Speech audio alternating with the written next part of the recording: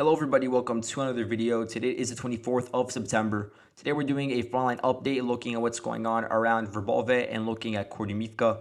We're going to begin by looking at Novoprokopivka, and around here there's an interesting video which shows a forward Ukrainian reconnaissance group which consisted of only 2 soldiers entering the agricultural enterprises in northern Novoprokopivka. They were spotted by a Russian drone from the 78th Motor Rifle Regiment, and as a result, the Russian unit sent in a singular Russian soldier from this regiment to enter the agricultural enterprise and kill those 2 Ukrainian soldiers. So basically, you had the Ukrainian reconnaissance group located over here behind this concrete slab, or just to the right of it. And then the one Russian soldier, they were unaware of his presence, and he was able to sneak up on them using this one concrete slab.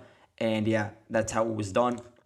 What this tells us on a more broad point is that the Ukrainians have been able to enter Novoprokopivka for the first time in the entire course of the counteroffensive, which means that the Ukrainians do have a pretty good control over this forested patch over here and of the fields to the northeast of Novoprokopivka. And what this means that now the Ukrainians are using these positions, especially the forested patch, to create new pathways for them to enter into these villages filled with Russian defenses and Russian forces. We saw them do this in Verbove, where the Ukrainians, they were able to make these pathways for small groups that are adjacent or within forested areas between bush lines and such. And you see something very similar going on over here with the Ukrainian forces probably trying to advance like this to enter into the agricultural enterprises. And this is part of why the Russians actually launched an attack on this forested patch about a week ago, where they utilized, I think it was 2 BMPs, and they sent in like 12 soldiers to try to retake this area. Eventually, the Ukrainians were able to push them back because the Russians were assaulting in this direction. And in the video, you can see them withdrawing back to their original positions. What this tells us is that the Ukrainians have a good control over here, and that they will begin to organize further infantry squads. Obviously, now they're still in very small numbers, but gradually they do want to try to gauge the Russian defenses in Novoprokopivka in hopes of entering the village and trying to take it over head on, and additionally also from the flanks, most likely also from the northeast. And additionally, what this tells us is that the northern part of Novoprokopivka is most likely a gray zone, because in the entire video, and the drone is filming the video, so you get an aerial view of what's going on.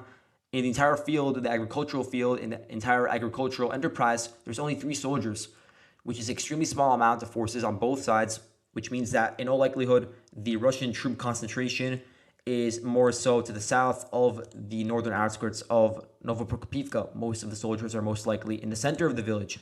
And if we're like zooming out a little more, you'll see that there was a lot of units that have marked that you would assume that have their entire units within this village of Novoprokopivka, but that is not the case. And I can understand how the markings of the units so close to the front line could be deceiving. In reality, most of these units, most of their men and most of their equipment, and certainly their headquarters, are located further south than the village of Novoprokopivka, because it is really close to the front line. You can't have your resources that close to one another, so concentrated, especially with the state of drones and artillery in this war.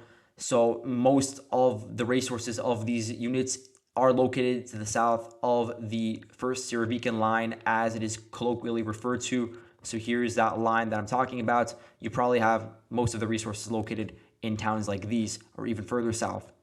So you do still have a sizable chunk of forward elements within Novoprokopivka for the Russian forces, but not within the northern outskirts of the village. Now, here I'm going to explain the significance of Novoprokopivka. Looking at the elevation map, in blue you have the Ukrainian lines, and in orange you have the trench line that I just called the first Surovikin line. And what's important is that Robotine, it's not in a valley entirely. You could see, especially in the southern parts, that there is some pretty good elevation that's similar to the elevation, for instance, further south, where you have the Russian trenches. But in the further northern parts of Robotine, and a lot of the supply lines leading into it, they are located in a valley in comparison to Russian fortified positions in Kopani and in nearby trenches. And that's where you see a lot of the Russian fire coming from that western flank. It's something that the Ukrainians have still not been able to deal with. We've not seen many videos of Ukrainians assaulting in that direction. But if we're looking further south, Novoprokopivka is located on pretty similar elevation to the trenches that Ukraine took over to the south of Verbove. And now with the Ukrainians beginning to enter the northern outskirts, albeit they were repelled in that first video, now that they have control over fields and forested patches that are to the north of Novoprokopivka, they do have control of elevated areas that are on equal footing with the village in question. And that will make it much easier for them to advance along those routes and enter the village and take it over. And the reason why Novoprokopivka is important is because that village is also on equal footing with a lot of the elevation within the first Recon line, with a lot of these trenches over here, because the Russians, they decided to build their trenches on higher elevated areas, which is understandable, so they could be firing on Ukrainian forces that are advancing upwards. The most obvious case of this is over here, where you can see the Ukrainians have control over fields that are to the north of the trenches, but they are located in a valley.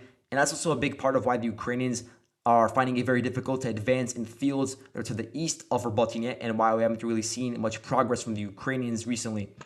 But from the Ukrainian perspective, getting control of Novoprokopivka could be used as a springboard to finally break through the first Recon line in an area that would allow them to get control over heights that could help them in the future to further tap into their potential to expand, and then actually have a strong foothold past the first Recon line. And if we're to zoom out for a second, we'll see that for the Ukrainians to get control of Verbove, even after they would be able to take it over, there's still an intermediary defensive line that the Russians have set up over here that I'm marking in blue, which is in between the first Recon line over here and the second one, as I refer to it, which is the one which is basically built around defending the village of Ocheretuevate within this local region, of course. But if we look at Novoprokopivka, for example, breaking through past that village and then advancing south, you don't have any intermediary line to deal with. And you're also able to utilize the highways and other supply lines to advance further south. And something that's also very important to note is that if the Ukrainians are able to get control of the heights within those trenches, then a lot of the fields that are in between the first Recon line that I'm marking in blue for a second over here and Tokmak are actually on pretty low elevation. So within these regions over here, there's a lot of valleys, and that's a big part of why Ukraine wants to get control of the ridges within those trenches on the first Recon line that will allow them to more accurately fire upon the Russian forces and try to attrit them even more. And looking at Verbove, there are no updates to the front line.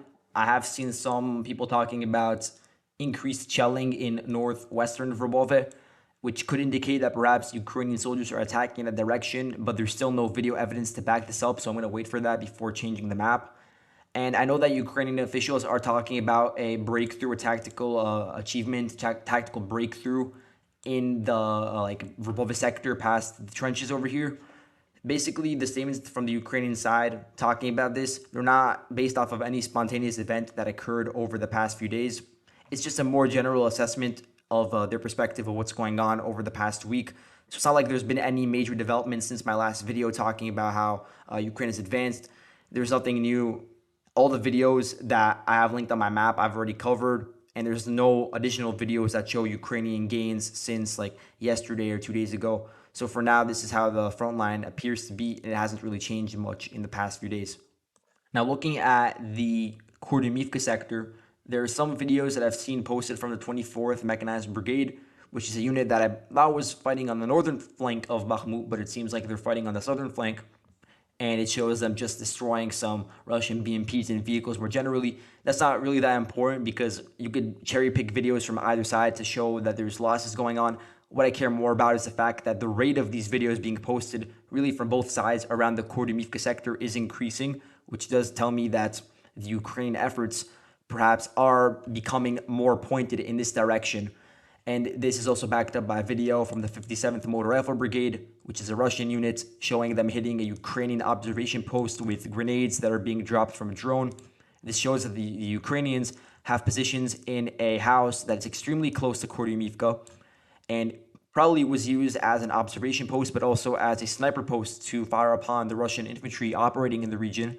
So that shows that the Ukrainians are operating in houses that, at least I believe this one was formerly used as a pumping station for the Donbass Canal. The canal itself does still have water. I saw some footage of that water, but it is at lower water levels than it was previously. So it's not as hard to cross over. There's a few areas that you would cross over the canal. There's obviously this opening over here, but that seems like a funnel that could be used to by the Russians to fire upon Ukrainian forces if they were to cross through here. And that's, I think, why we haven't seen the Ukrainians try to launch any sort of major assaults through this opening yet. There's also a few other pontoon bridges that have been set up in the region, and there's also another opening located over here that is open in the direction of Kurdyumivka. In the Kurdyumivka area, you have a few units that are defending. You have this 1428th Motor F Regiment. You have this Chechen unit, 78th Motorized Regiment, North Akhmat. You have VDV unit, 31st Guards Air Assault Brigade, and of course 57th Motorized Rifle Brigade. And then you have a bunch of other VDV units and motorized rifle regiments that were fighting at least around Andriivka and around Klishivka that have now withdrawn further to the east towards the highway, the southern highway leading into Bakhmut. And if we look at the main dividing line between the Russian and Ukrainian forces on this entire southern Bakhmut flank, you'll see it's mainly around the rail line. But I want to clarify that it's not like you have a large troop concentration of the Russian forces on the rail line. There are still some Russian forces located within tunnels and within dugouts in embankments under the rail line, but in very, very small numbers. The vast majority of Russian resources, heavy equipment, forces in general have been moved further east, a couple of kilometers, to villages like Odradivka, Mykolaievka, Druha, Kodeima, and some of them, like the more rear elements, moved back to areas around this these fortifications that were built by the Russian side over the past year or so. And these, in retrospect, seem to have been a very good decision. It seems to have been a very good decision that Russia built these defenses, because at the time Ukraine was not attacking on Bakhmut's southern flank, when these defenses were built, Russia was on the offensive in Bakhmut. But it seems like there was some foresight by the Russian command in this region, which included Wagner and Surovikin, and they might have imagined that eventually the tides would turn, and their preparations now serve as a way for Russia to have a fallback line if worst comes to worst in this region. So my intention isn't to speculate for the sake of speculation, but I do want to look at the elevation map over here, because if you'll look, the Ukrainians already do have control of heights that are to the west of Klishivka and to the west of Andriivka, which does give them some pretty good positions overlooking the valley where you have the Bakhmut highway, a T0513 road leading into Bakhmut, where you have Odradivka and where you have a lot of Russian units located in at the moment. But the Russians do still have control of heights in Kurdyumivka and in Kurdyumivka. So if we put that together with the fact that we're seeing an increase in video footage from the Kurdyumivka area, it will make sense if the Ukrainians would be looking at attacking in this direction, especially before the onset of the mud season. Because the Ukrainian logic would be that they'd be able to get control of these heights over here, which are the final heights in this entire southern Bakhmut flank that are under Russian control. And at that point, the Ukrainians would, first of all, breach the rail line defense because they'd already have control of positions to the east of the rail line. And they would have control of hills that overlook Russian positions within a valley pretty close to the front line.